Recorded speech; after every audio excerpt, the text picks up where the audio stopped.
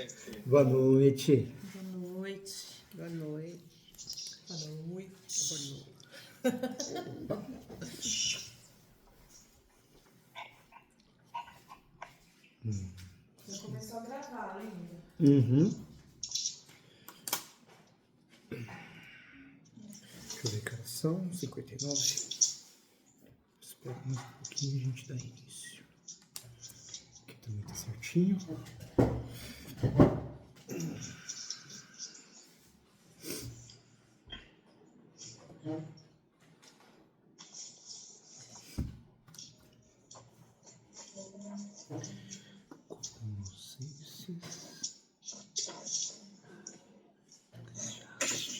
Beleza.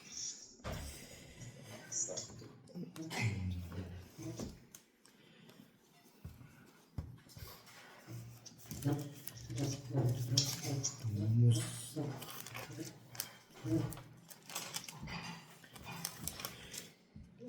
Então vamos começar com uma oração. Já vamos iniciar. Pai maravilhoso, entramos diante da tua presença e oração, Pai, em nome do Senhor Jesus, te agradecendo por mais um dia de comunhão, Senhor, de aprendizagem da tua palavra, Senhor, que o seu Espírito Santo nos ilumine, que abra o entendimento, Senhor, que me direcione da melhor forma, para que o conhecimento seja passado da forma correta, e abra os corações para que eles possam compreender também e guardar nos corações deles, para enfrentar as adversidades diárias, Senhor, em nome de Jesus. Amém. Amém. Glória a Deus. Então, irmãos, vamos começar hoje com Colossenses, capítulo 3. Permite. Então, Colossenses 3, a partir do versículo 5, e nós vamos até o 23. Muito importante. Então aqui é o evangelho puro que o apóstolo Paulo pregou à igreja de Colossenses, lembrando que é uma igreja que fica no centro-oeste da Turquia. Então vamos lá. Diz assim: mortificai, pois, os vossos membros que estão sobre a terra, a fornicação, a impureza, a afeição desordenada, a vil concupiscência e a avareza, que é a idolatria. Então aqui está apontando os pecados praticados pelo corpo. Isso, capítulo 3 de Colossenses, a partir do 5. Aí continuando no 6. Primeiro Colossenses. Pelas quais coisas vem a ira de Deus sobre os filhos da desobediência, nas quais também em outro tempo andastes, quando viveis nelas. Mas agora, despojai-vos também de tudo, da ira, da cólera, da malícia, da maledicência, das palavras torpes da vossa boca. Não mintais uns aos outros, pois que já vos despistes do velho homem com os seus feitos, e vos vestistes do novo, que se renova para o conhecimento, segundo a imagem daquele que o criou. Então, segundo a imagem de Deus.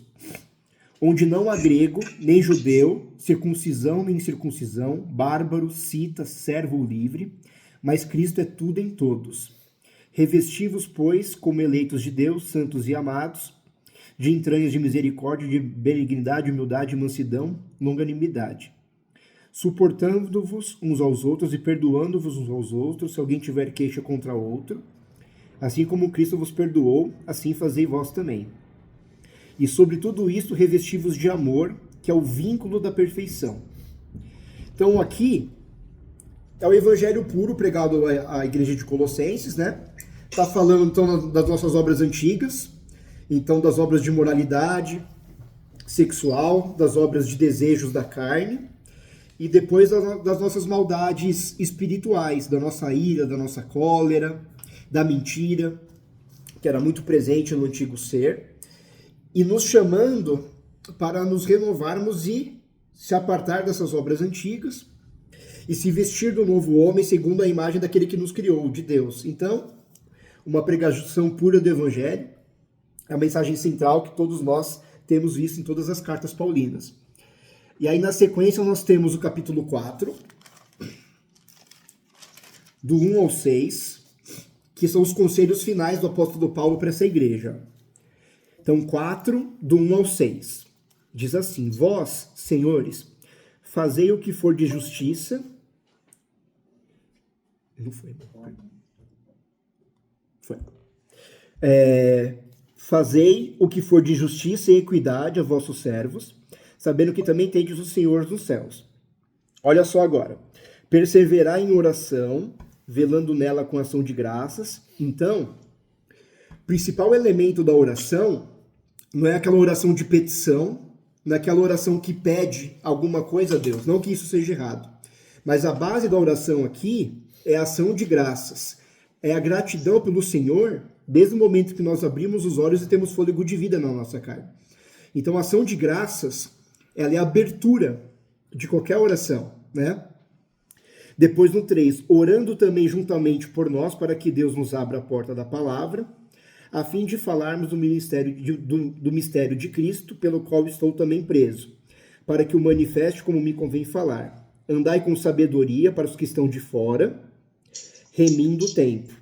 A vossa palavra seja sempre agradável, temperada com sal, para que saibais como vos convém responder a cada um. Então, no 5, ele fala para também andar com cautela em relação aos de fora, né? Porque, como vocês bem sabem, um crente que escandaliza, ele se torna escárnio para os não crentes, né? Ao ponto deles apontarem o dedo, olha só o Deus que esse crente serve. E aí Deus é blasfemado e envergonhado no nosso proceder vergonhoso, entendeu? Então, por isso que é importante andar com sabedoria, principalmente com os ímpios, para que eles só tenham bons testemunhos a dar e não possam nos acusar e Deus ser envergonhado pelo nosso proceder. E aí no 6 está falando da temperança na palavra, que ela seja sempre agradável, temperada com sal. Então, esse temperada com sal quer dizer em relação à medida da palavra. Se você salgar muito o alimento, ele fica impalatável, e se faltar sal também, ele fica sem sabor. Então, tem uma certa medida aonde você consegue nem repelir e nem atrair demasiado, que você consiga manter um equilíbrio para que essa pessoa receba essa porção sem se escandalizar no que você diz, ou sem se atrair também ao ponto de te glorificar e te exaltar. Então essa temperança é muito importante. E depois nós vamos para 1 Tessalonicenses. Vamos lá. Essa daqui vocês sabem a resposta. Onde que fica Tessalônica? Grécia. Aê, garoto! Muito bem! Vai ganhar palmas de ouro na formatura. Muito bom! Então nós vimos nas semanas passadas que Paulo chegou em Filipos, que foi uma carta que a gente já teve contato, e depois imediatamente ele desceu para Tessalônica. Então foi a segunda igreja grega que Paulo pregou o evangelho. E aqui, em 1 Tessalonicenses, essa foi uma igreja que quase não deu trabalho para Paulo. Foi uma igreja que basicamente ele elogiou o tempo todo, que teve muito bom testemunho, principalmente em gratidão, em ofertas. Então Paulo, ele dá mais conselhos de preventivos do que puxadas de orelhas mesmo severas, como foi com Corinto, por exemplo, onde ele desceu a chinela, como em Gálatas também, né, que ele chinelou legal. Então Tessalônica foi mais aquele amor fraterno de um pai que não quer que o filho desvie, né? E aí diz assim, ó, então 1 aos Tessalonicenses, capítulo 1, o 9 e o 10. Diz assim: porque eles mesmos anunciam de nós qual a entrada que tivemos para convosco. Então esses são os Tessalonicenses. E como dos ídolos vos convertestes a Deus para servir o Deus vivo e verdadeiro. Então lembre que na Grécia tinha milhares de deuses, né? E aí a igreja de Tessalônica rapidamente se desfez desses falsos deuses e se converteram ao único Deus que Paulo deu aqui falando que é o único Deus vivo e verdadeiro. Então todos os outros são falsos e mortos, consequentemente. E aí no 10 diz assim: e esperar dos céus o seu Filho, a quem ressuscitou dentre os mortos, a saber, Jesus, que nos livra da ira futura, que é o nosso chamado aqui no século 21. Sermos renovados, então, como nós vimos em Colossenses, esperarmos o Senhor em santidade. Então, é crer na obra que Deus fez em Cristo e aguardá-lo em santidade, é o que nos cabe como crentes. E aí, continuando, temos o capítulo 2, do 3 ao 8. Então, 1 Tessalonicenses 2, a partir do 3 até o 8, diz assim: porque a nossa exortação não foi com engano, nem com imundícia, nem com fraudulência. Então, Paulo está falando que não teve nenhuma intenção de escândalo na pregação dele, o evangelho. Não teve segundas intenções de lucro ou de tirar qualquer vantagem na pregação desse evangelho. Aí no 4. Mas como fomos aprovados de Deus para o evangelho que nos foi confiado, assim falamos, não como para agradar aos homens, mas a Deus, que prova os nossos corações. Porque, como bem sabeis, nunca usamos de palavras lisonjeiras, nem houve um pretexto de avareza. Deus é testemunha. Então, Paulo, ele está falando que as palavras dele não eram para inflar o ego, para massagear o ego, para fazer as pessoas o amarem, o glorificarem, mas muitas vezes eram palavras até duras, porque vinham de Deus para confrontá-los a uma mudança, a uma metanoia. E essa palavra que Paulo pregou sem lisonjas, sem puxação de saco, mas apenas lançando as verdades de Deus do Evangelho na face deles, também não teve nenhum pretexto de avareza. Então ele não almejou lucrar com esta mensagem. E Deus é testemunha disso. Aí no 6.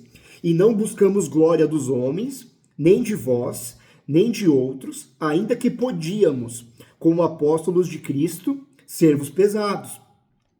Antes fomos brandos entre vós, como a ama que cria seus filhos.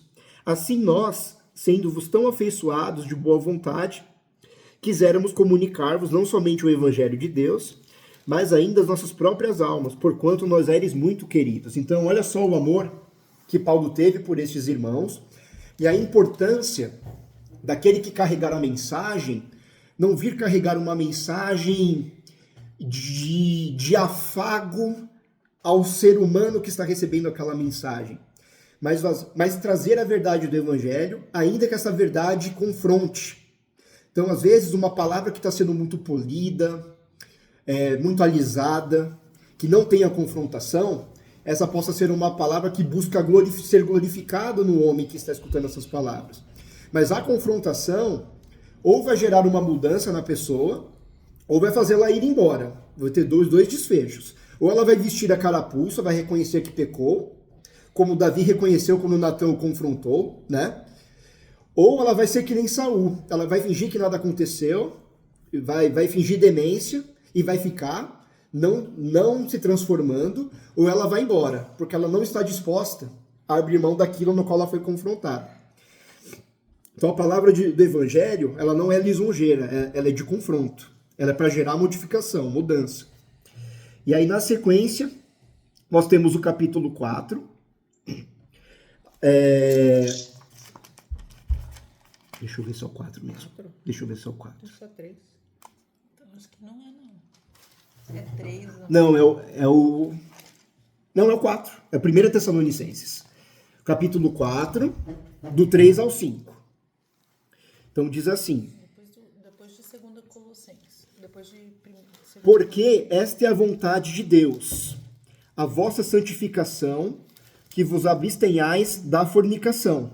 Então lembra, irmãos, que eu falei em Corinto principalmente, mas na Grécia inteira tinha aquela prostituição cultual a Afrodite, lembram? Isso. Que Paulo até aconselhou as cristãs colocar um véu Exato. para se distinguirem das prostitutas, e não serem confundidas. Então aqui está falando que a vontade de Deus para nós, cristãos, é que nós vos santifiquemos, e no caso deles em específico, porque o contexto era muito promíscuo, que eles se abstenhassem da fornicação, principalmente da prostituição, ali que era muito forte. Que cada um de vós saiba possuir o seu vaso de santificação e honra, não na paixão dos desejos, como os gentios, que não conhecem a Deus. Então aqui, mais uma vez, apontando que o centro de Deus para nós é que nós nos santifiquemos e esperemos a Cristo. Basicamente esse, o centro. E aí, continuando no 14, ainda do capítulo 4, diz assim: porque se cremos que Jesus morreu e ressuscitou, assim também aos que em Jesus dormem, Deus os tornará a trazer com ele. Isso aqui, irmão, sempre falou muito forte no meu coração, porque tem muitas pessoas que vão em velórios de cristãos que morreram em Deus, que ficavam amplamente tristes, amargurados e muito abatidos. Mas para mim sempre foi o oposto. Uma pessoa que morreu em Cristo, para mim, é motivo de alegria.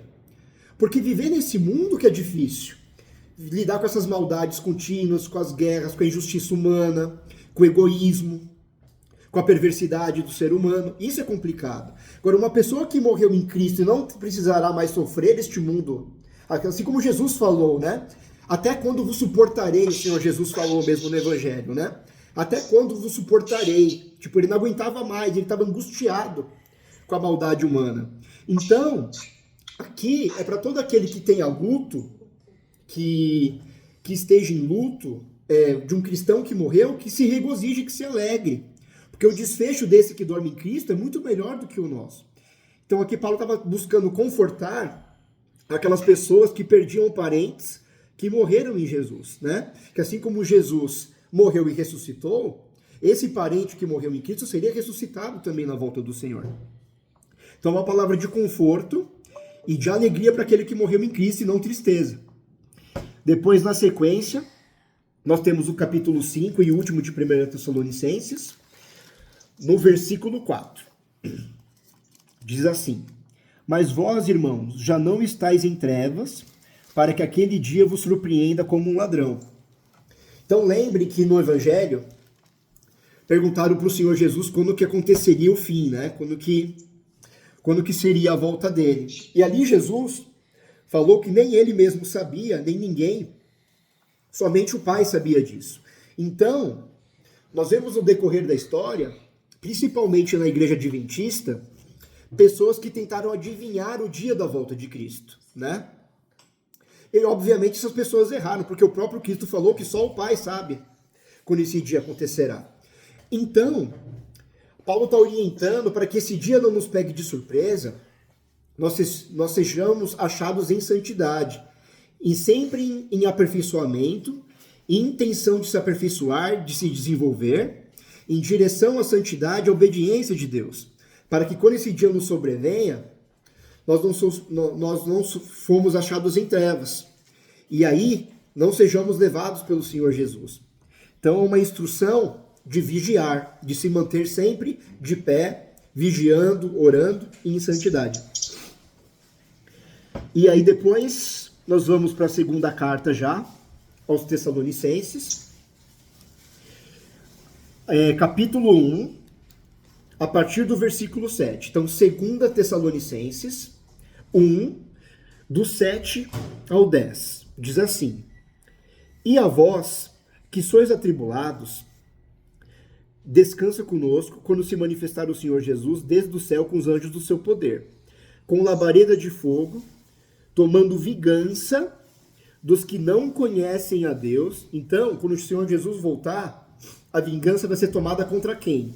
Contra aqueles que não conhecem a Deus e dos que não obedecem ao Evangelho de nosso Senhor Jesus Cristo. Então, o Evangelho, ele vai ser um critério, a obediência ao Evangelho será um critério segundo o qual, em obediência, o Senhor irá nos trazer com ele, e em desobediência seremos punidos por ele. Então, esse vai ser o critério aqui, ó. Versículo 9. Os quais, aqueles que desobedeceram o Evangelho, por castigo, padecerão eterna perdição, longe da face do Senhor e da glória do seu poder, quando vier para ser glorificado nos seus santos. Então, olha aqui, Vânia, mais uma vez a expressão santos, tá vendo?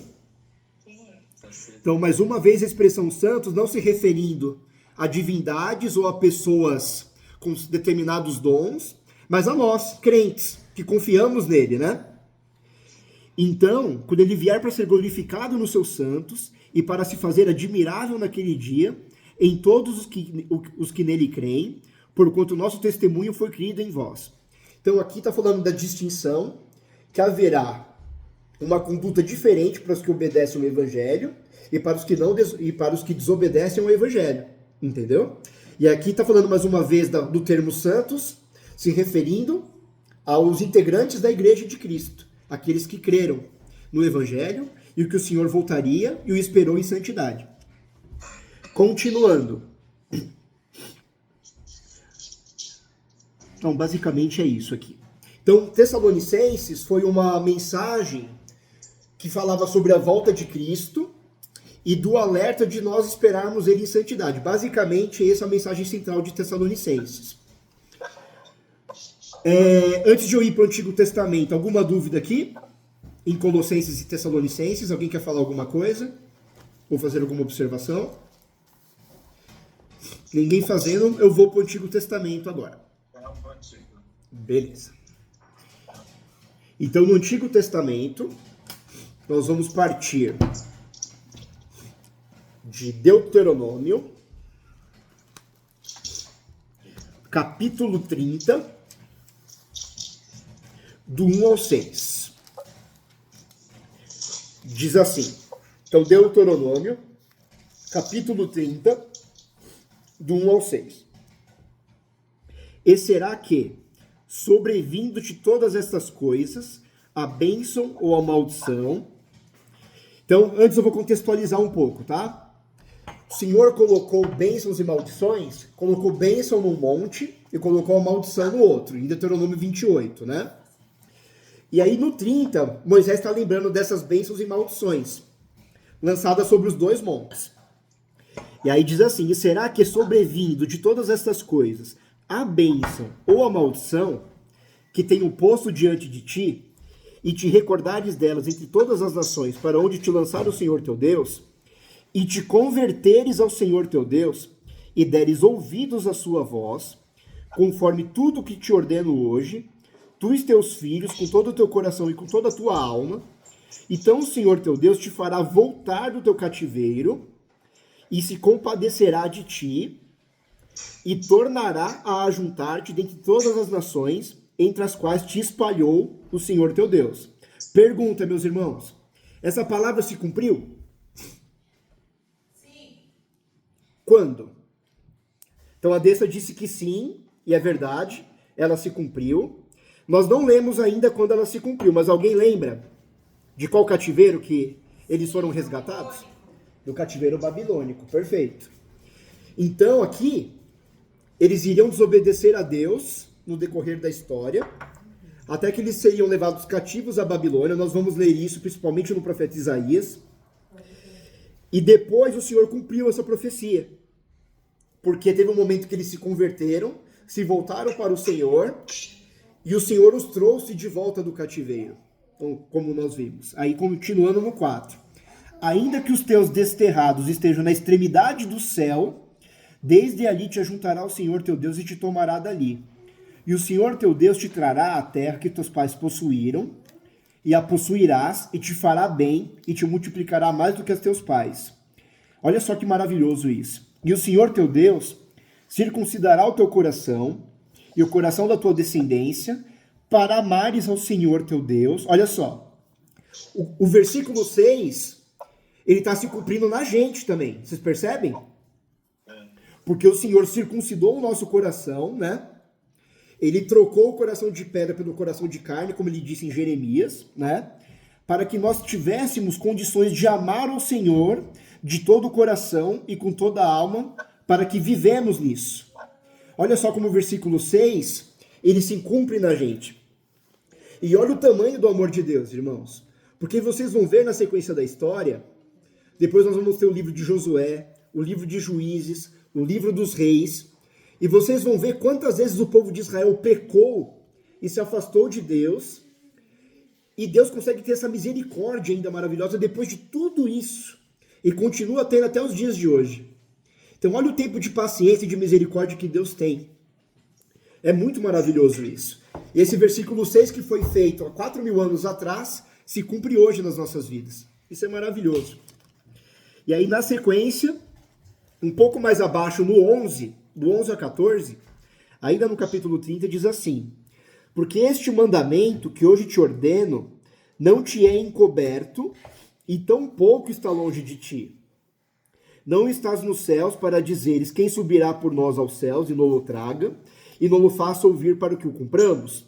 nem tampouco está além do mar para dizeres, quem passará por nós, além do mar para que não o traga e não o faça ouvir para que o cumpramos? Porque esta palavra está muito perto de ti, na tua boca e no teu coração para cumprires. Então o mandamento do Senhor, ele nos foi revelado nas Escrituras. Então o povo de Israel teve o privilégio de escutar aquilo ao vivo, pelas mãos de Moisés, e nós temos a oportunidade no século 21 de ter acesso às Escrituras, tanto ao Antigo e tanto ao Novo Testamento. Então ninguém precisa buscar a vontade de Deus para nós. O Senhor revelou o que Ele quer aqui nas Escrituras. É acessível para nós. E está no nosso poder a cumprir e obedecer. Não a totalidade dela, porque para nós é impossível. Do contrário, nós seríamos salvos pela lei. Mas está falando aqui que a lei nos é acessível, então nós sabemos a vontade de Deus, nós sabemos o que é bom e o que é mal diante dos olhos do Senhor, e nós, então, temos a capacidade de escolher o Senhor e rejeitar o mal. É isso que está falando aqui. Então ninguém pode se justificar no dia do juízo falando que não teve acesso à vontade do Senhor. Que eu não sabia o que era bom para o Senhor ou o que era mal. Porque nós temos acesso, mesmo no século 21, porque a Escritura foi conservada pelo Senhor durante 4.000 anos. Isso é maravilhoso. Depois nós já vamos para o livro de Provérbios. Então, Provérbios, nós estamos lá no 27, então, Provérbios 27. Assiste lá, filhão. Vai lá assistir com a mamãe. Então vai lá pra sala pra você não escutar o papai gritar, tá bom? Vai lá pra sala que aí vai ficar mais baixo o grito do papai. Provérbios 27. Provérbios 27. Então, a partir do versículo 1 mesmo, ó. Diz assim: não presumas do dia de amanhã, porque não sabes o que o dia trará. Essa frase é familiar para vocês? Vocês lembram de ter visto essa frase em algum outro lugar? É muito familiar. Não presumas do dia de amanhã, porque não sabes o que o dia trará. Exato, né? Porque nós temos que viver hoje. Mas você lembra quem que falou essa frase? Essa frase já foi falada já. Quem falou? Jesus. Então Jesus, no Sermão do Monte, no capítulo 6, ele estava falando da ansiedade, né? Quando a gente ficava preocupado com o que comer, com o que beber, com o que vestir. Vocês lembram? Que ele falava assim, que se Deus alimenta o pássaro que estás nos céus, não vai alimentar a vós homens? Lembra que ele falou isso? Uhum.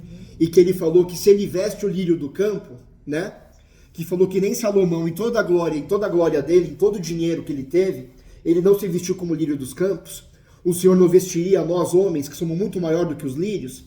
Vocês lembram dessa passagem?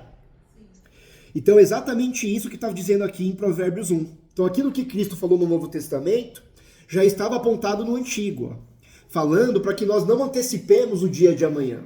Primeiro, porque eu não sei se eu vou sofrer um AVC daqui 5 minutos e vou morrer.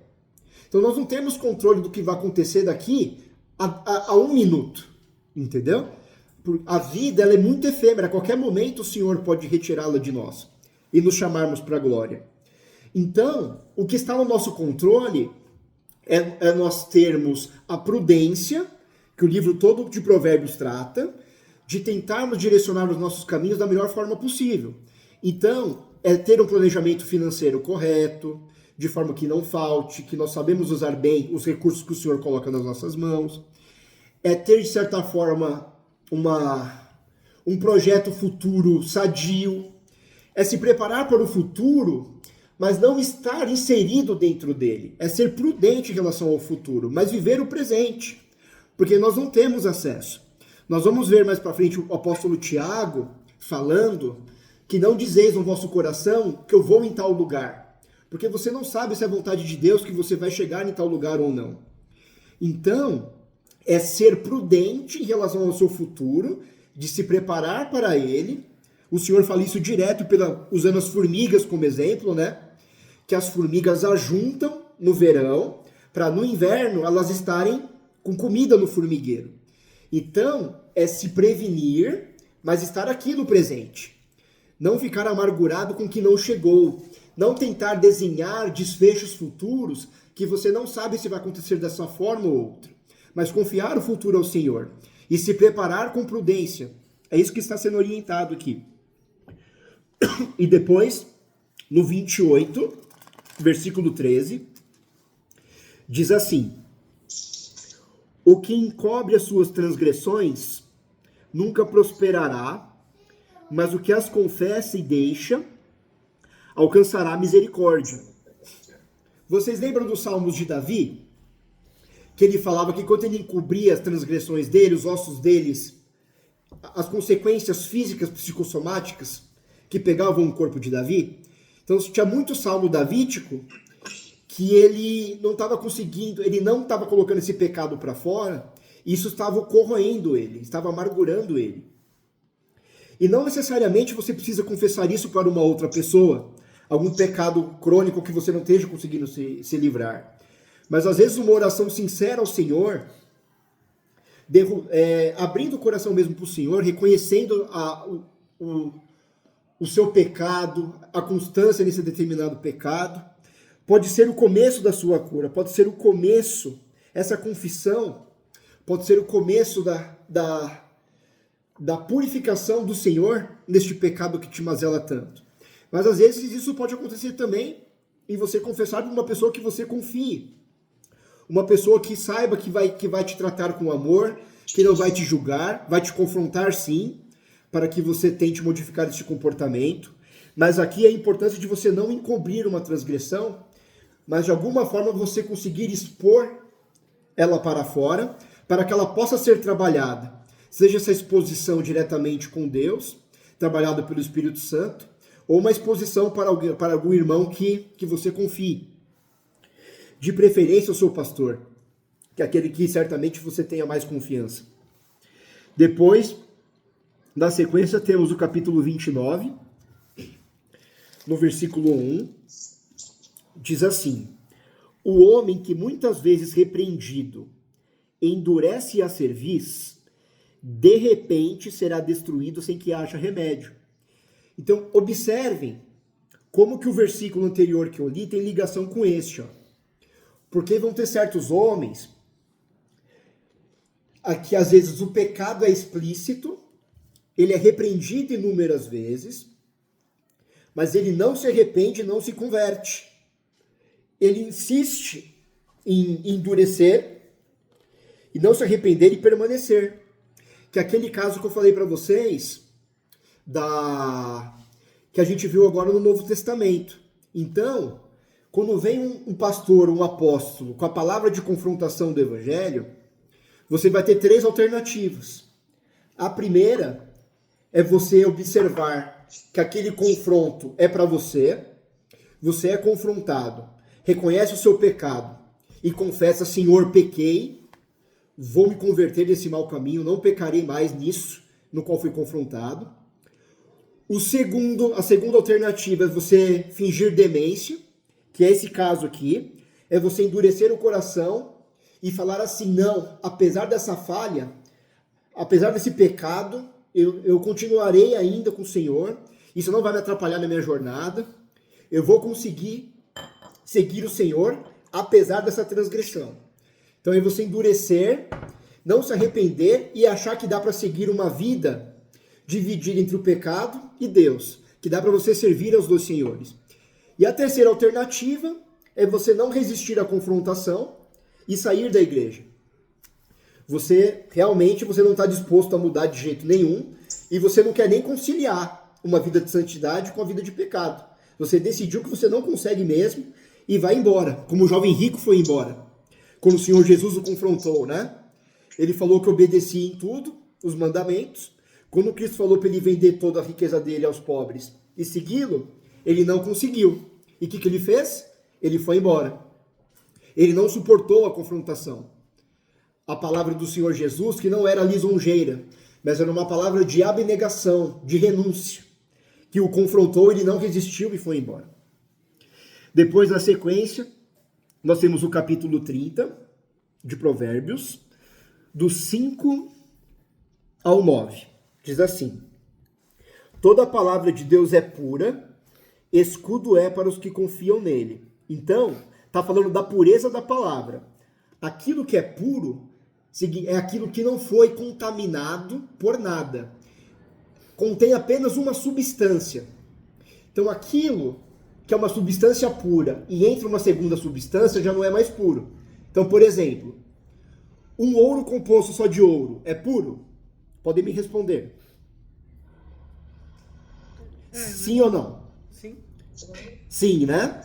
Agora, se eu acrescentar 1% de prata no ouro, ele é puro? Não.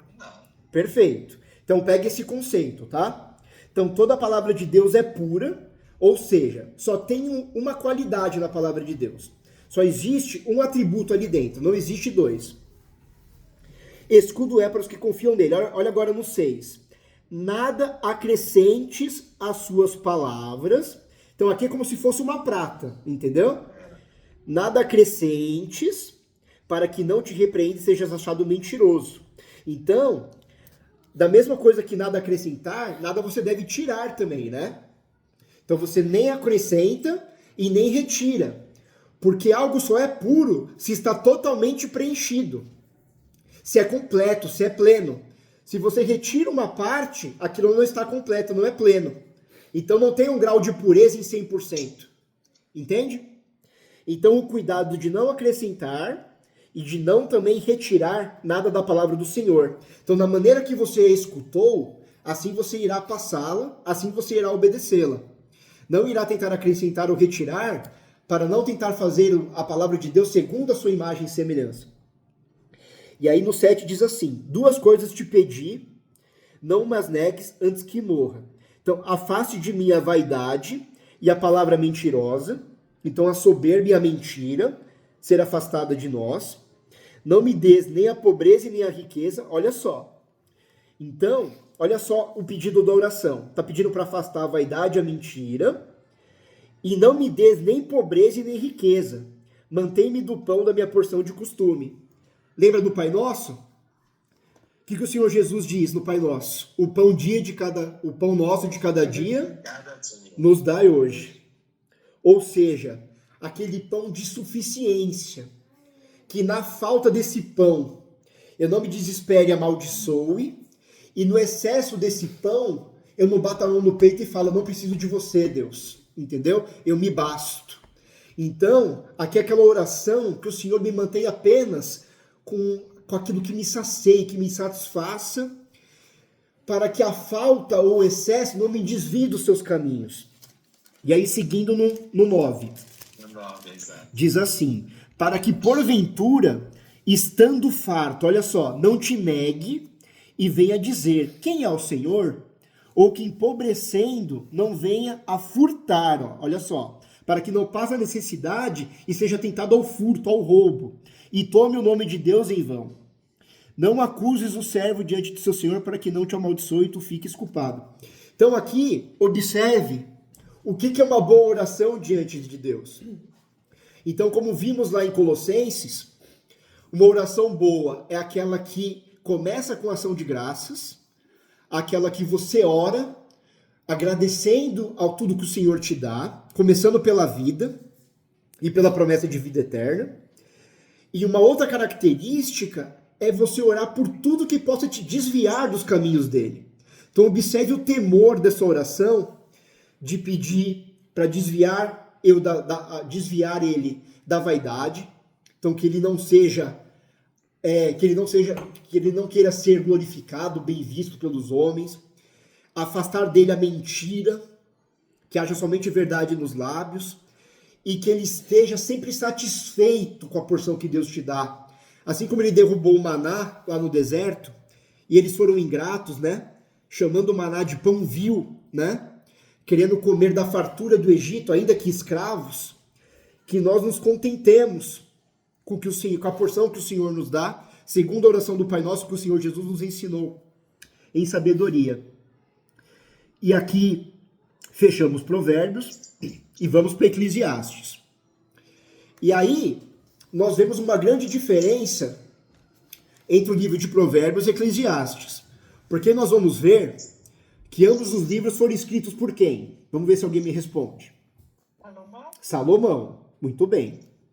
Só que nós vamos ver que os dois livros ele têm características diferentes. Nós vamos ver que Provérbios é um livro com a intenção de mostrar quais são as condutas que nós devemos tomar para nos afastarmos ao máximo do pecado, para ficarmos distantes, o mais distantes possíveis de pecar. Ou seja, o livro de Provérbios ele é um livro preventivo, um livro que nos ensina a ficar léguas, milhas, quilômetros do pecado. O livro de Eclesiastes, ele vai mostrar um outro aspecto. Ele vai mostrar um homem que teve tudo. Então, um homem que teve o homem mais rico da história da humanidade, aonde não faltou riquezas, arquiteturas belas, artes maravilhosas, não lhe faltaram mulheres, também foi o recordista de mulheres da história. Ninguém teve mais mulher que Salomão, eu te garanto. É impossível o homem ter conseguido mais mulheres que Salomão, é impossível. Ninguém vai bater o recorde de Salomão em relação a mulheres também. Então ele teve tudo. Ele foi preenchido nos melhores pratos, nos melhores banquetes, os alimentos mais deliciosos e bem feitos. E no final ele vai dizer que tudo foi vaidade. Ou seja, o que Eclesiastes vai ensinar pra gente? Que todo projeto humano que é pautado na matéria, no material, vai terminar em frustração. Porque Salomão ele foi pleno em todas as áreas da matéria. Não teve área onde Salomão não provou a maior excelência. E o testemunho final de vida de Salomão é que tudo isso foi vaidade, que nada disso o importou. Então isso está deixando claro para nós que o projeto que nós devemos tomar é a eternidade, é a santificação, é a espera do Senhor Jesus em santidade. Esse é o único projeto viável que não acabará em frustração, em arrependimento no fim da vida. Então Eclesiastes diz respeito a isso, a não tomarmos um projeto de vida que nós já sabemos que será fracassado no fim, se for pautado na matéria, independente do rumo. Se eu quero fazer uma vida pautada em viagens, ou experimentar os melhores alimentos, ou experimentar as melhores mulheres, independente da rota que o seu coração te levar, se estiver pautada na matéria, vai ser um fracasso, será vaidade no fim da vida, e você irá se arrepender. Então, portanto, a partir do dia de hoje, que o seu projeto esteja voltado exclusivamente à eternidade, esperando Cristo em santidade. Então, esse é o cerne, é o resumo geral de Eclesiastes. E agora vamos pegar as partes específicas. No capítulo 1, do 1 ao 5, diz assim. Então já vai dar o tom do livro, olha só. Palavras do pregador, filho de Davi, rei em Jerusalém. Vaidade de vaidades, diz o pregador. Vaidade de vaidades. Tudo é vaidade. Que proveito tem o homem de todo o seu trabalho que faz debaixo do sol? Uma geração vai e outra geração vem, mas a terra para sempre permanece. Então, toda uma geração já morreu antes de nós e vai continuar morrendo, e a terra continuará permanecendo. Nasce o sol e o sol se põe, e apressa-se e volta ao seu lugar de onde nasceu. Isso aconteceu desde o momento que o Senhor colocou o sol e a lua no Gênesis. Isso vem se repetindo, esse fenômeno, né? O vento continua indo para o sul, faz o seu giro para o norte. Continuamente vai girando o vento e volta fazendo os seus circuitos. Todos os rios vão para o mar, e contudo o mar não se enche ao lugar para onde os rios vão, para ali tornarem a correr. Então, Salomão já dá o tom. Então, todos nós chegaremos no mesmo desfecho que é a morte. E os fenômenos naturais continuarão acontecendo. Ou seja, não importa tudo que você viver na vida, pautado para a matéria, para o seu trabalho, para o seu suor, será vão, porque o seu desfecho será a morte no fim. Então, não paute a sua vida pelo que você conquista pelo seu trabalho. É o que ele está falando aqui. E aí no capítulo 2, a partir do 3, diz assim: Busquei no meu coração como estimular com vinho a minha carne, regendo, porém, meu coração com sabedoria. Então Salomão, ele bebia o vinho, mas aquele vinho com prudência, sem se embriagar, sem perder os seus sentidos. E entregar-me à loucura, até ver o que seria melhor que os filhos dos homens fizessem debaixo do céu durante o número dos dias da sua vida. Fiz para mim obras magníficas, edifiquei para mim casas, ó lá, tudo que eu falei para vocês, ó. Plantei para mim vinhas, fiz para mim hortas e jardins, e plantei neles árvores de toda espécie de fruto. Fiz para mim tanques de águas, para regar com eles o bosque em que reverdeciam as árvores. Adquiri servos e servas, e tive servos nascidos em casa. Também tive grandes possessões de gados e ovelhas, mais do que todos os que houve antes de mim em Jerusalém. Amontoei também para mim prata e ouro, e tesouros dos reis das províncias, provi-me de cantores e cantoras, e das delícias dos filhos dos homens, instrumentos de música de toda espécie. E fui engrandecido e aumentei mais do que todos os que houve antes de mim em Jerusalém. Perseverou também comigo a minha sabedoria. E tudo, olha só o 10, quanto desejaram os meus olhos, não lhes neguei, nem privei o meu coração de alegria alguma. Mas o meu coração se alegrou por todo o meu trabalho, e esta foi a minha porção de todo o meu trabalho. E olhei eu para todas as obras que fizeram as minhas mãos, como também para o trabalho que eu trabalhando tinha feito, e eis que tudo era vaidade e aflição de espírito. Aflição. E que proveito nenhum havia debaixo do sol. Então, eis aqui o resumo de Eclesiastes, perceberam? Então ele foi pleno em tudo. Arte, música, gastronomia, sexualidade, arquitetura, riqueza, dinheiro, tudo. Ele provou de tudo. E no final, tudo que ele viu era vaidade, era aflição. Então, você vê que uma jornada dessa, ela vai ser infrutífera para qualquer um, porque a foi para Salomão. Depois, no capítulo 3, versículo 12. Só um pouquinho. Pode falar. Eu acho muito interessante aqui quando ele fala, percebi que a sabedoria, que é no 13. No 13. Percebi que a sabedoria é melhor que a insensatez. Exatamente, que é o livro de Provérbios. Achei forte. Então, vocês sabem qual que é a diferença do conhecimento para a sabedoria? Vamos ver se alguém sabe explicar. Conhecimento você adquire, sabedoria você já nasce com, você tem a sabedoria. Depende. Depende. O que é uma pessoa sábia? A resposta está em Provérbios.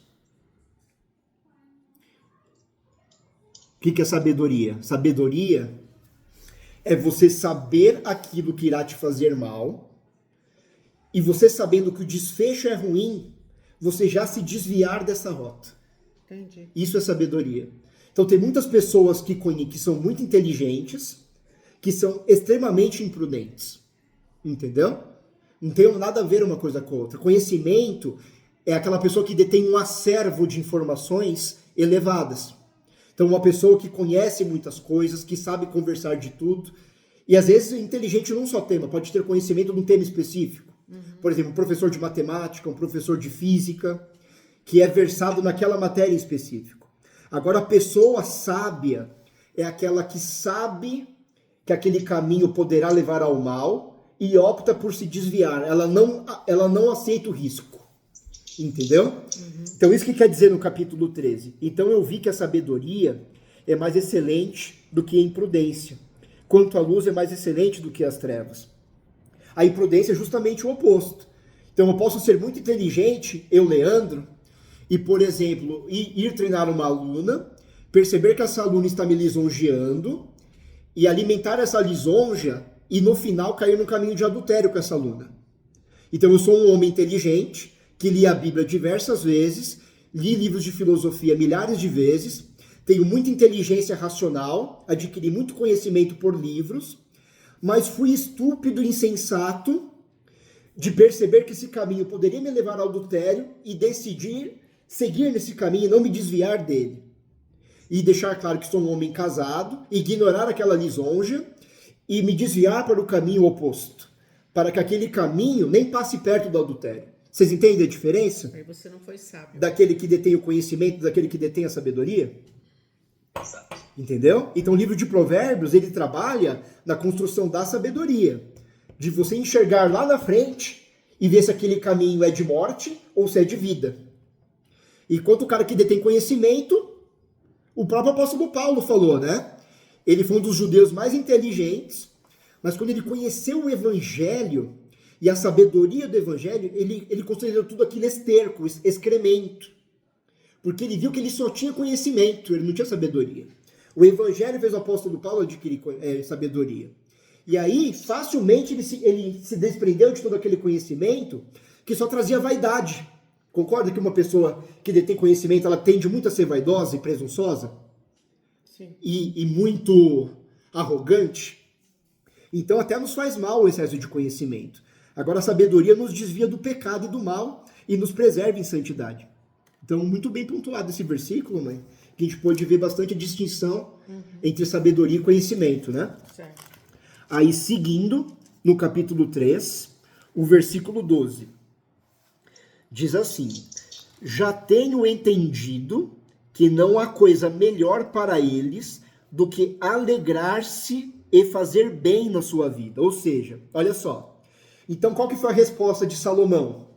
A única coisa que importa na nossa vida é viver fazendo bem, que é o chamado do evangelho para nós, que é o chamado de viver em santidade, fazendo bem e rejeitando o mal, esperando a volta do Senhor. Então, Salomão percebeu que o único projeto de sucesso na vida é permanecer no planeta, enquanto você respirar, fazendo bem, aspirar em fazer o bem o tempo todo e se apartar do mal. Esse é o projeto de sucesso. E aí, na sequência, nós temos o capítulo 4, do 9 ao 12. Diz assim: melhor é serem dois do que um, porque tem melhor paga do seu trabalho. Porque se um cair, o outro levanta o seu companheiro. Mas ai do que estiver só, pois caindo não haverá outro que o levante. Também, se dois dormirem juntos, eles se aquentarão, mas um só, como se aquentará? E se alguém prevalecer contra um, os dois resistirão, e o cordão de 3 dobras não se quebra tão depressa. Então, irmãos, aqui está falando do poder que o ser humano tem na comunhão. Nisso nós vemos a importância da igreja, né? Porque às vezes, o irmão, por exemplo, eu por muito tempo fui assim, até arranjar uma igreja para congregar. Então eu conhecia Deus sozinho, né? O Senhor me trouxe, me semeou a curiosidade de conhecê-lo, de ler as Escrituras, de ler a Bíblia católica, de ler a Bíblia evangélica. Me colocou a curiosidade de saber por que eles brigavam. E ali eu conheci a palavra do Senhor pela primeira vez. Só que se em algum momento eu caísse e não tivesse um semelhante que compreendesse a mesma situação, o mesmo dilema que eu enfrento, às vezes esse irmão que estava mais forte, se eu não tivesse esse irmão, para ter comunhão em Cristo com ele, ele não poderia me socorrer e me tirar daquele abismo. Então, aqui, essa passagem nos dá a importância da comunhão, da igreja, do ajuntamento de pessoas que possuem uma fé comum, para que se uma cair e enfraquecer, a outra possa lhe ser suporte. E é isso que acontece o tempo todo. Então, na Caris, por exemplo, se alguém fracassar e tiver dificuldades, e se abrir e não esconder essa dificuldade, terão irmãos de prontidão para poder ajudar. Seja financeiramente, seja com aconselhamentos, seja, independente da dificuldade, quando estamos juntos, como unidade, como corpo de Cristo, nós podemos tentar salvar e resgatar a parte enferma do corpo, podendo auxiliá-la. Então, a importância da comunhão e por que nós não devemos viver a nossa fé de modo individual, de modo solitário. Depois, na sequência, nós temos o capítulo 5, versículo 1. Antes de começar aqui, vou fazer uma pergunta para o apóstolo. Apóstolo, aquele sermão que você comentou que estava preparando ontem, esse sermão vai vir para Caris? Esse sermão vai ser ministrado na Caris? Vai. Então eu não vou ler esse agora, porque vou dar spoiler. Mas depois com a... Pode eu vou introduzir, mas eu vou tentar não dar nenhum spoiler. Quem tá aqui já chega com a cabeça já mais preparada, com o terreno preparado. Ah, então tá bom. Porque ontem o apóstolo vai preparar um sermão, e hoje, lendo Eclesiastes, capítulo 5, foi exatamente o centro desse sermão, está expresso principalmente no capítulo 5, no versículo 1. Olha só o que está escrito aqui. E aqui, irmãos, eu vou ler, e eu vou pedir para vocês tentarem me explicar, tá? Então eu vou ler, aí eu vou pedir para alguém me explicar esse versículo, tá bom? Então olha só. Então, Eclesiastes 5, versículo 1. Guarda o teu pé quando entrares na casa de Deus, porque chegar-se para ouvir é melhor do que oferecer sacrifícios de tolos, pois não sabem que fazem mal. Olha só. Vê se alguém consegue me explicar. Lá no pé, quando entrares na igreja. Por quê? Eu acho que quando você vai para a igreja, você realmente tem que ouvir e ir com teu coração limpo, tá? Para ouvir, entender e obedecer. E não chega lá só pedindo. Você entendeu? Sim. É o que eu acho. Tá, Porque tá certo. você entende? Porque eu acho que só pedir não funciona. Você tem que oferecer. Tá? Você tem que realmente limpo, deixar tudo para trás. E de coração aberto e cabeça aberta para ouvir. E conseguir realmente trazer do coração essas palavras. Para você conseguir entender o que é seguir Jesus Cristo. Perfeito. E a segunda parte do texto? O que significa oferecer sacrifícios de tolos? Vê se vocês mataram essa charada. Oferecer sacrifícios de tolos. O que é oferecer sacrifícios de tolos? Então, vou dar um exemplo, tá? Então, pensem comigo. Vou dar o seguinte exemplo. Então, vamos pegar o Ari mesmo como exemplo. Ari, Sim. você desempenha algum ministério na Caris? Não. Não, né? Tá. Vou dar um segundo exemplo agora. O Cezinha, ele tem algum ministério na Caris? Cezinha é totalmente dedicado. E o que ele faz na Caris presencialmente? Qual que é o cargo dele lá na Caris? Cezinha tem todo o ministério de organização, né? Ele tá na diaconia, né? Diaconia. Certo. Toda a diaconia. Exato. Então vou dar o exemplo, tá? Então, para a pessoa que tá olhando ali na Caris, ela tá vendo o Cezinha trabalhando. Então o Cezinha ele tá recebendo as pessoas, né? E está encaminhando elas para dentro do culto, certo? Além de trabalhar de toda a organização, né? Verificar se tá tudo certo, a água, os banheiros, né? Fazer um apanhado geral, certo? Enquanto você chega ali, você senta e assiste o culto, certo? Não faz nada. Aparentemente não. É aí que eu quero chegar. A pessoa que está olhando o Cezinha e você, ela vai achar que quem tem mais comunhão com Deus? Cezinha. Exato. Esse é o ponto. Certo?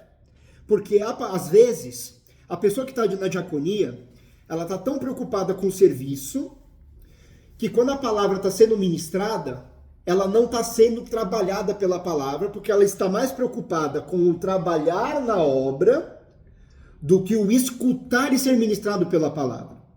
Enquanto, às vezes, você, Ari, por não estar trabalhando, você está voltando totalmente as suas energias para quê?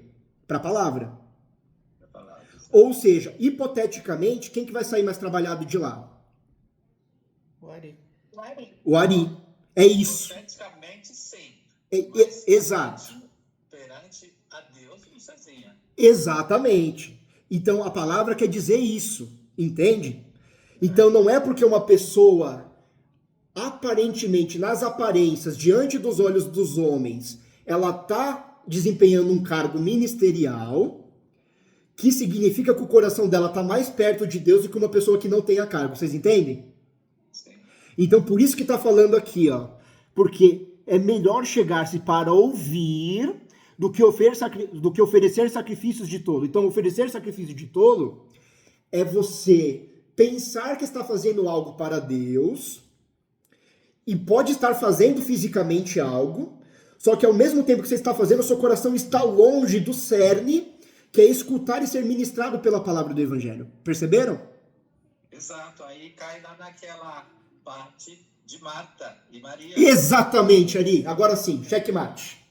Pronto. Checkmate. Você chegou sozinho. Eu fui que nem Sócrates. Eu fui te induzindo ao parto e você pariu a criança. Você trouxe a criança à luz. Foi exatamente aí que a gente queria chegar. Exato. E aqui eu vou me calar. Já chegamos onde eu queria. Exatamente. E aqui eu vou parar para vocês deixarem com o gostinho da ministração do apóstolo. Mas o objetivo já foi alcançado. Esse é o Espírito. É justamente Marta e Maria. Exatamente isso. Então ficou clara essa ideia, irmãos? Sim. Tá. Então vamos continuar aqui agora. Capítulo 5. Agora vamos um pouquinho mais para baixo. Do 4 ao 5. Diz assim: quando a Deus fizeres algum voto... Então lembra que você me perguntou do voto, Vânia, lá atrás? Então, olha só a resposta aqui, ó. Não tardes em cumpri-lo, porque não se agrada de tolos o que votares, o que fazer um voto e não pagá-lo. Agora aqui é uma palavra que o apóstolo falou lá no culto. Vê se vocês lembram, ó. Melhor é que não votes do que votares e não cumprires. Você lembra o apóstolo falando isso com outras palavras? Então vou transliterar o que o apóstolo falou. Então, se você não tem certeza que você vai conseguir ir até o fim no projeto, não comece esse projeto. Não comece. Vocês lembrem? Devolva. É a mesma coisa. Exatamente. Exatamente. Dá para quem quer completar o processo. Exatamente. Entendeu? Então é isso. Então o voto, Vânia, é encarado como uma palavra de compromisso. Voto é compromisso. Então, me comprometi a algo, eu vou. Não me comprometi, eu não vou. E o Senhor prefere que se você não vá, você não se comprometa, né? Tá falando aqui, é melhor que não votes do que votares e não cumprires, entendeu? Então o Senhor não te obrigou a se compromissar, entendeu? Então não se sinta pressionado pelo Senhor, mas se você se comprometer, vá e termine. Então não consintas que a tua boca faça pecar a tua carne, nem digas diante do anjo que foi erro. Por que razão se iraria Deus contra a tua voz e destruiria a obra das tuas mãos? Porque como na multidão dos sonhos há vaidades, assim também nas muitas palavras, mas tu temes a Deus. Então, muito cuidado com as palavras de comprometimento que fizermos em direção a Deus. Por isso que Cristo fala no Novo Testamento: sim, sim e não, não. Então, sim se for sim, não se for não. O que passar disso é de procedência maligna. Então, é honrar a sua palavra. Se a sua palavra foi entoada, a honre. Se você não tem condições de cumpri-la ou desconfia que não conseguirá, cala-te, entendeu? Você não vai estar pecando. Agora, se você se comprometer e não ir, você vai estar pecando. Basicamente, essa é a ideia. Deixa eu ver se tem mais alguma passagem. Tem várias. Eu vou nem passar a noite aqui. Sim. Tranquilo. Não, aqui dá. Aqui. Vamos terminar apenas aqui com capítulo. Deixa eu ver se. Deixa eu ver se é o 10. Então vamos ler um pouco mais abaixo o 10. Já está acabando. Então o 10 diz assim. Então, capítulo 5, versículo 10. Um pouco mais abaixo. Quem amar o dinheiro, jamais dele se fartará. E quem amar a abundância, nunca se fartará da renda. Também isso é vaidade. Então, quanto mais você querer uma coisa, mais esse vazio vai aumentar e nunca você vai conseguir preencher aquilo. Então, todo o amor ao dinheiro ou a bens materiais, você nunca vai conseguir completar totalmente, você nunca vai conseguir preencher essa medida que você quer alcançar. Então vai ser como se estivesse correndo numa roda de hamster. Quando você pensa ter alcançado aquele valor monetário que você queria, você vai querer juntar mais um pouco, e mais um pouco, e mais um pouco, e vai ser uma luta sem fim, até você morrer. Então isso vale para qualquer empreendimento, seja financeiro, seja sexual, seja gastronômico, seja artístico. Você nunca vai conseguir se preencher da materialidade do mundo. Ficar naquilo que eu falei no começo de Eclesiastes, né? E para encerrar, uma coisa que eu já falei um pouco também, mas só para reforçar, Eclesiastes 7, do 2 ao 3. 2 e 3, para a gente encerrar. Diz assim: melhor é ir à casa onde há luto do que ir à casa onde há banquete, porque naquela está o fim de todos os homens, na que há banquete, e os vivos o aplicam ao seu coração. Então, vamos ler o 3 antes, para encerrar a ideia. Melhor é a mágoa do que o riso, porque com tristeza do rosto se faz melhor o coração. Aí eu vos pergunto, é mais fácil conhecer a Deus na alegria ou na tristeza? Na tristeza. Na tristeza, né? Uhum. Na Na dificuldade. tristeza, mas é o que eu sempre falo, eu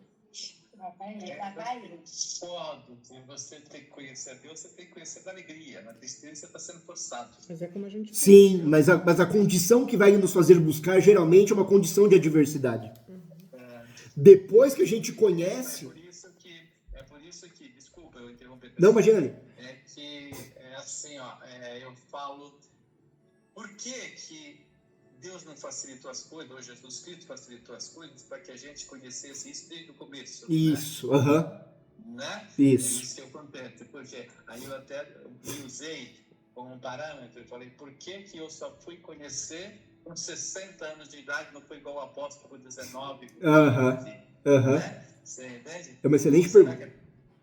que é tão difícil assim? E aí, hoje você quer correr atrás, hoje que eu estou com a contagem regressiva, entendeu? Eu acho muito pouco tempo para entender tudo e fazer tudo, entende? Tudo bem que Deus se perdoa tudo, né? Sim. Mas eu acho que tudo é uma falha pequena aí, né? É isso, apóstolo, né? Dá um apóstolo. Então aqui, basicamente é isso, irmãos, tá? E vocês têm alguma dúvida de Eclesiastes, de Provérbios, do Novo Testamento, de Deuteronômio? Ficou alguma coisa que vocês... Pode falar, Ari. Eu achei essa semana fantástica, Eclesiastes aqui, entendeu? Eu achei assim fantástico, tem Inocência, tudo maravilhoso. São livros muito maravilhosos, né? Eu adorei, cara, isso aqui, fantástico. Não, foi uma semana muito gostosa de leitura mesmo, né? São livros muito maravilhosos mesmo, né? Glória a Deus. Nenhuma dúvida, pessoal? Ô, Ari, Ô, meu querido lindo.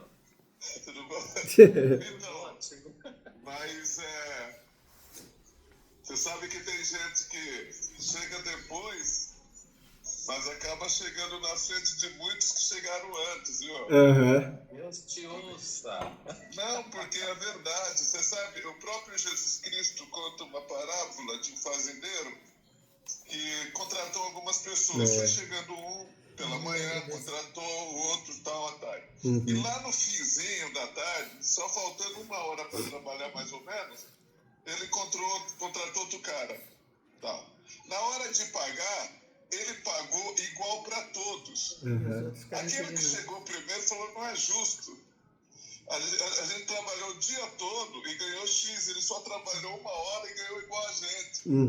E aí o dono falou, o dinheiro é de quem? Parafraseando. Então eu não pago do jeito que eu quero. Tá certo. Então, a questão é o seguinte, eu até entendi que você falou, porque quando eu me converti aos 19 anos, eu pensei, por que eu não me converti antes? Mas esse é um bom sinal de que... É um bom sinal, e Deus leva isso muito em conta, porque fala da sede do coração e o arrependimento, né, genuíno de não ter se entregado antes, né? Mas como diz Eclesiastes, tudo tem o seu tempo, né? Então, esse é o momento, e você está aí mergulhado na palavra. Amém. Glória a Deus. Amém, meu querido. Graças a A Caris, agarro para vocês, viu? Glória a Deus. Que me trouxe a palavra correta, que me soube explicar a palavra correta, Amém. que é viver em Cristo. Tá? Amém. Obrigado, queridos. Desculpa tomar tanto tempo. Pelo hoje. contrário, cada vez que vocês interrompem aqui, nós somos muito edificados. Alguma questão aí, Dalva? Oi? Alguma questão aí? Nossa, achando interessante. Estou fazendo iguaria as minhas palavras. Ah, glória a Deus. Que Até maravilhoso. porque eu falo isso para os meus filhos, né? Aham, Falo assim, olha que oportunidade vocês estão tendo, verdade. né? De já ter nascido. Eu já procurando os caminhos do Senhor, né? Aham, E se eu tivesse, eu falo isso para eles, o que o Ari está falando, eu comento com eles. Se eu tivesse conhecido antes os caminhos do Senhor, muita coisa eu não teria passado. uhum, Muitos perrengues, muitas humilhações, sim, muitos arrependimentos, né? sim. Muitas más Eu falei decisões. que vocês estão tendo essa oportunidade, né? De já conhecer desde que nasceram. Uhum, é verdade. E detalhe, eu vivia dentro da igreja, hein? Olha aí, ó. Então você cai naquele exemplo que a gente estava falando, né? Às vezes a pessoa que está lá dentro, mas ela está fazendo os sacrifícios todos e não está escutando, né? Sim, eu nunca fui. Desde criança eu sempre frequentei. Uhum, Eu vivia dentro da igreja, mas não conhecia. olha Não só. conhecia o Senhor. Uhum,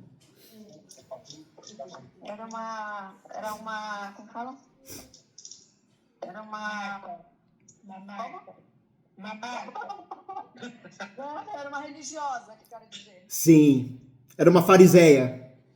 Exatamente. Muito bom. Amém. Então vou orar para a gente encerrar, irmãos. Muito boa a participação de vocês. Pai maravilhoso, te agradecemos, Senhor, por essa semana, Senhor, de leituras maravilhosas, Senhor. Nas cartas aos Colossenses, Tessalonicenses, Senhor, o finalzinho de Deuteronômio, que já está para acabar, o finalzinho de Provérbios, que nos trouxe a instrução sobre a sabedoria, Senhor, sobre as atitudes que devemos tomar para nos distanciarmos de um caminho de pecado, do caminho de morte, e trilharmos apenas um caminho de vida e de santificação. Te agradecemos também pelo livro de Eclesiastes, que nos mostra a inviabilidade, Senhor, o fracasso que está em trilharmos projetos materiais das nossas vidas, mas que apenas um projeto nos resta e que terá sucesso, que é o projeto de eternidade que o Senhor projetou em Cristo Jesus, no qual nós cremos e permanecemos em santidade, esperando que Ele volte, Senhor, para que sejamos arrebatados em corpo glorificado em direção à Tua glória. Te agradecemos por todas essas leituras, Senhor. Nos dê ainda mais essa paixão, mais essa alegria, principalmente aos trabalhadores das 17 horas, ao Ari, à Dalva, Senhor. Que o amor desses trabalhadores das 17 horas exceda os das 6 horas da manhã, Senhor. Que eles possam ser ainda mais apaixonados, pois o Senhor prometeu o mesmo salário a eles que prometeram para aqueles que começaram a jornada precocemente, Senhor. Todos terão o mesmo desfecho, Senhor. Obrigado pelo apetite deles, pelo amor deles, por esse primeiro amor tão forte dele, da Vânia, da Dalva e de todos esses que vêm se convertendo na Cari, Senhor, segundo a Tua bondade nas nossas vidas e pelo Evangelho que tem se derramado pela vida dos apóstolos, Senhor. Em nome de Jesus, nos fortaleça na semana que vem e que tenhamos determinação e possamos ir nesse projeto até o fim, para que possamos cumprir isso, Senhor, como servos obedientes e comprometidos a Ti. Em nome de Jesus. Amém. Glória a Deus. Pode falar, Dal. Só para falar bem. Ah, tá.